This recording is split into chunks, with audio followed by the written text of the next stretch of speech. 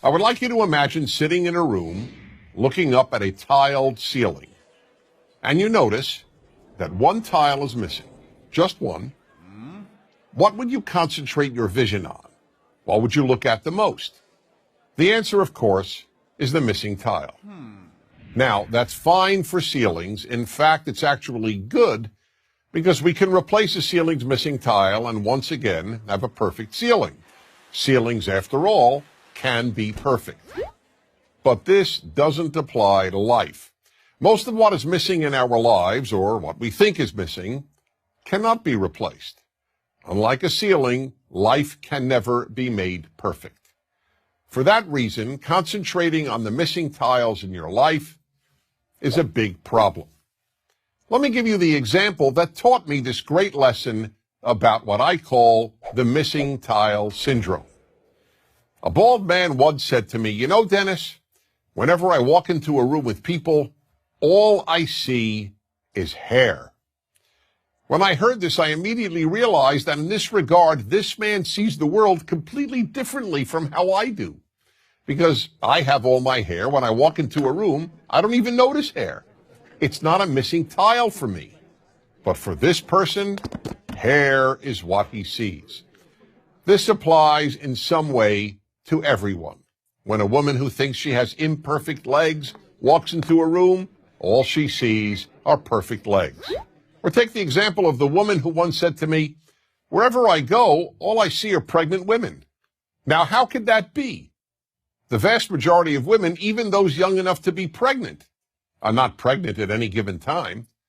But that was all she saw because she wanted to get pregnant and wasn't able to.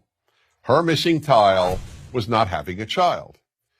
That's the way human nature is. We focus on what's missing in our lives. The missing tile syndrome is a very big obstacle to happiness, so big, in fact, that it makes happiness almost impossible. There will always be something missing in your life. When you see other people's kids, you'll think you see tiles that are missing in your own children.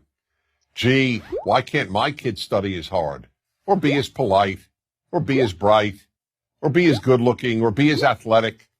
The same holds true regarding our spouses, our work, our looks. The list is endless. I'll give one more example.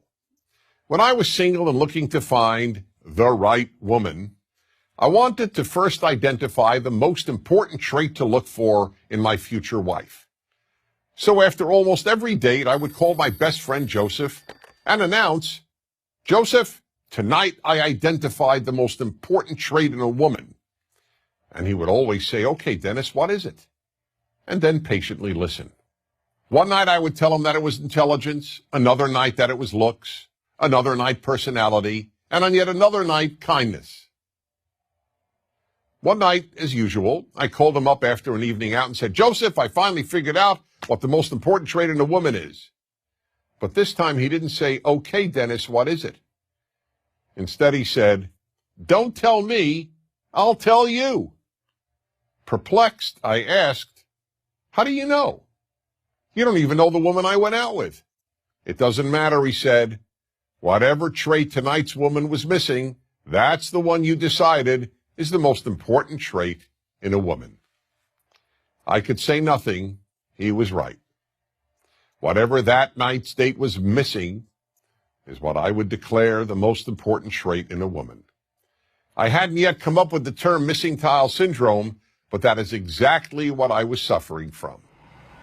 That's the way we play tricks on ourselves and undermine our happiness, by concentrating on the missing tiles every one of us has. So we really have a simple choice. Do we focus on the rest of the ceiling, on all the tiles we do have, or do we focus on the ones we're missing? To a large extent, the answer to that question will determine how happy you will be. I'm Dennis Prager.